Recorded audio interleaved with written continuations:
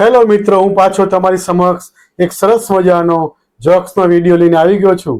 તો મારા જોક્સનો વિડીયો જોજો, ગમે તો શેર કરજો, લાઈક કરજો અને સબસ્ક્રાઈબ કરજો. મારી ચેનલનું નામ છે હરીશ કે સુમેશ્રા. ધન્યવાદ. કે મહેમાન ગતિ કરવા જઈએ તો એકાદ દિવસની મહેમાન ગતિ સારી લાગે, અને એમાં જો પાછા જમાઈ હોય તો 2-4 દિવસની મહેમાન ગતિ સારી લાગે. પણ મારા મિત્ર છે ને ગણપતભાઈ, એ સાસરીમાં મહેમાન ગતિ માટે ગયા અને એમણે 2, 5, 10, 15, 20 દિવસ રોકાણા. પછી તો મહિનો રોકાઈ ગયા અને ઘરવાળા પણ કંટાળી ગયા. જેવું તેવું ખાવાનું આપે તો મારા મિત્ર તો રોકાણા. એમ કરતાં કરતાં 2 મહિના થઈ ગયા. હવે ઘરવાળા કંટાળે કે શું કરવું એમ. તો પછી એક દિવસ એ જમાઈ છે બજારમાં ફરવા નીકળ્યા. તો બધા ગામવાળા શું કહે કે જો આ જમાઈ 2 મહિનાથી સાસરીના રોટલા તોડે છે અને એને કંઈ શરમ જેવું કંઈ છે નહીં. તો એ તો પાછા ફરતા ફરતા ઘેર આવે અને સાસુને કહે, ઓ સાસુમાં, આજથી મારા માટે શીરો, દાળ ભાત અને પૂરી શાક બનાવજો. તો સાસુમાં કે કેમ, કંઈ સલાડમાં?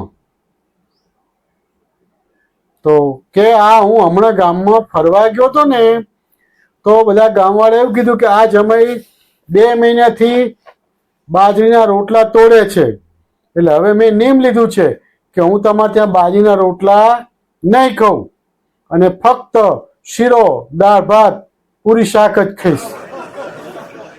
નવા લગ્ન થવાના હોય, સગાઈ થઈ ગઈ હોય, તો છોકરા અને છોકરી એકબીજા માટે કેટલું સરસ મજાનું આમ સંબોધન કરતા હોય, વાલ કરતા હોય, દીકુ દીકુ કરતા હોય ને આમ જાનું જાનું ને તું તો મારી જાનું, તું તો મારી ચંદ્રમુખી ને. પણ પછી ધીમે ધીમે ધીમે લગ્ન થઈ જાય અને 2-3 વર્ષ થાય પછી આપણે જે પેલું દીકુ દીકુ લગ્ન પહેલા કહેતા હતા ને કે દીકુ દીકુ, પછી તો એવું થાય કે આ દીકુ ને 2 ઝીકુ. એક સાધુ મહાત્મા એ જાહેરાત કરી કે આજે સાંજની સભામાં તમારી પત્ની કયું ના માનતી હોય તો એનો ઉપાય મળશે. અને શ્રોતાગણ તો બધા ખુશ થઈ ગયા કે આજ તો બરાબર છે, આજની સભામાં સાધુ મહાત્મા છે એ આપણને ઉપાય બતાવશે. તો બધા બહુ ખુશ થઈ ગયા. સાંજ પડેની રાહ જોતા હતા અને સાંજ પડી અને પેલા સાધુ મહાત્મા તો સભા ભરી અને એકદમ ધ્યાનમાંથી કે બોલ્યા કે જો આ સંસારની માયા છે, એટલે કોઈ એવું તમે એ માટે સૌ ભેગા થયા છો કે પત્નીની ના ગાંઠતી હોય તો એનો ઉપાય શું છે? તો એનો ઉપાય એક જ છે કે આપણે સૌએ શરણાગતિ સ્વીકારી લેવાની, કારણ કે કોઈની પત્ની કોઈને ગાંઠતી નથી. મિત્રો, આપણે જ્યારે બધા પુરુષો મળતા હોય ને ત્યારે બહુ ડંફાસ મારતા હોય, હું આમ કરી નાખું ને મારા ઘરમાં તો મારું ચલણ ને હું કહું એમ જ થાય ને. તો એક કાકા ઉભા થઈને કે ભાઈ તમે કોઈ એમ ના થાય, જો મારા ઘરમાં તો કે મારું જ ચાલે, હું કહું એમ જ થાય. હું એમ કહું ને કે મારે સવારે ઠંડા પાણીમાં વાસણ ધોવા છે કે ગરમ પાણીમાં, એ હું નક્કી કરું. મારું બૈરું કશું ના કહી શકે, એ મારા મનની મરજી. મારે કપડાં સવારે ધોવા કે સાંજે ધોવા એ મારા મનની મરજી. મારું બૈરું મને કશું ના કહી શકે. એટલે મિત્રો, હું જેમ કહું ને કે સવારે નાસ્તો આ જ બને એટલે એ જ બને, પણ હું રાત્રે અગાઉ પૂછી લઉં, એ કહે અને હું નક્કી કરું એમ જ થાય. એટલે મિત્રો, હું મારા ઘરમાં મારું જ ચાલે છે. રાત્રે છે ને પથારી કેવી કરવી, ગાદલું પાથરવું કે શું વ્યવસ્થા કરવી એ બધું મારી મરજી હોય એ પ્રમાણે જ થાય. સવારે દૂધવાળો આવે તો દૂધ મારે જ લેવાનું, પણ મારી ઈચ્છાઓ પ્રમાણે તપેલીમાં લઉં કે લોટામાં લઉં એ મારી ઈચ્છા પ્રમાણે જ. એમ મારા ઘરમાં તો મારું જ ચાલે છે. રઘાએ છે ને એના ભાઈબંધ ઘુઘાને ફોન કર્યો તો ઘુઘો કે હેલો, કે હું હોસ્પિટલમાં છું એટલે તું થોડી વાર પછી મને ફોન કરજે. તો રઘો તો કે કેમ? તો ઘુઘો કે મારી સાડીને છોકરો બોલતો નથી કે ચાલતો પણ નથી, એટલે તું હાલ મને ડિસ્ટર્બ ના કરીશ. પણ રઘો કે પણ કેમ, શું થયું, એવી ગંભીર બીમારી શું થઈ ગઈ છે એમ કે. એટલે ઘુઘો કે ના કઈ બીમારી નથી, આ તો મારી સાડીને હમણાં બાબાનો જન્મ થયો 2 કલાક થયા છે.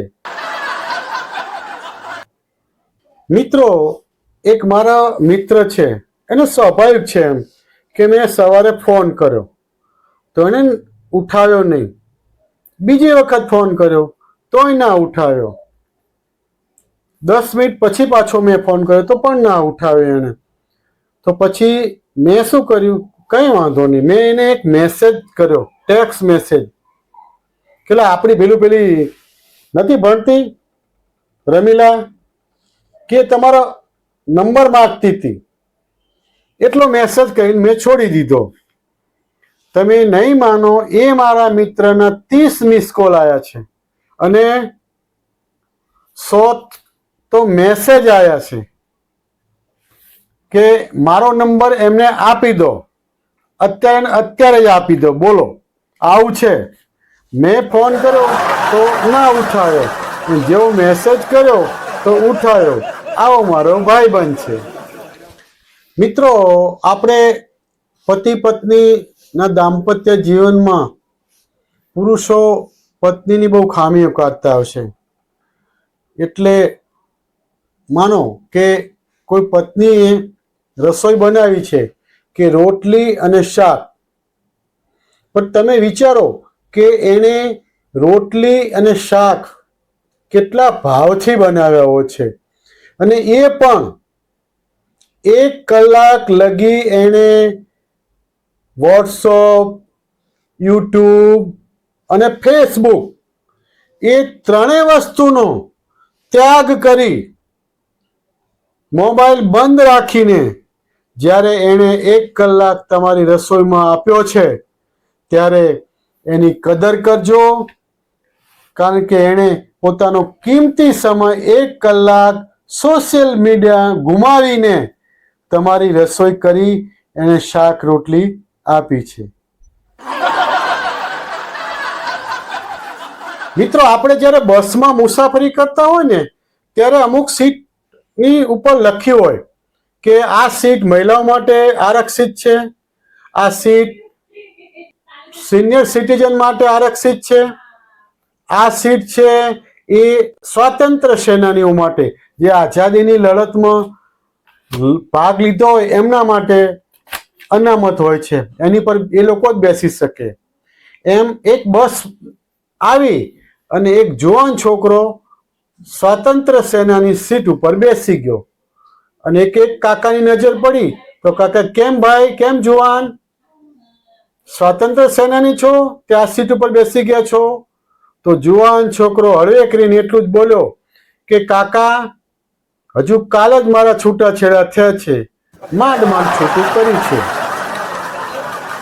આપણે બપોરે જમવા બેઠા હોય, સરસ મજાના શાક દાળ ભાત બનાવ્યા હોય અને આપણે જમતા હોય, અને જ્યારે પત્ની એવું પૂછે કે ભાત લો, અને એ તમે પ્રેમથી ભાત આપતી હોય અને એ ભાતનો તમે અનાદર કરો છો, તો તમારે સમજી લેવાનું કે તમે સાંજેના ભોજનમાં વઘારેલા ભાતની હા પાડો છો.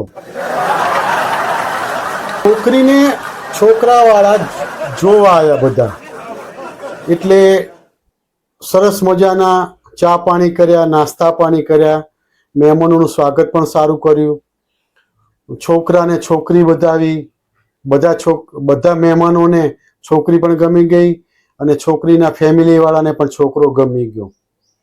પણ છોકરીના પપ્પા બોલ્યા કે જો આ અમારી છોકરી છે એ BA છે. તો છોકરાના પપ્પા કે જો જે BA ને એવી જ અમારે છોકરી જોઈએ છે, અમારે માથા ભારે કે ઝઘડાળુ છોકરી જોતી નથી.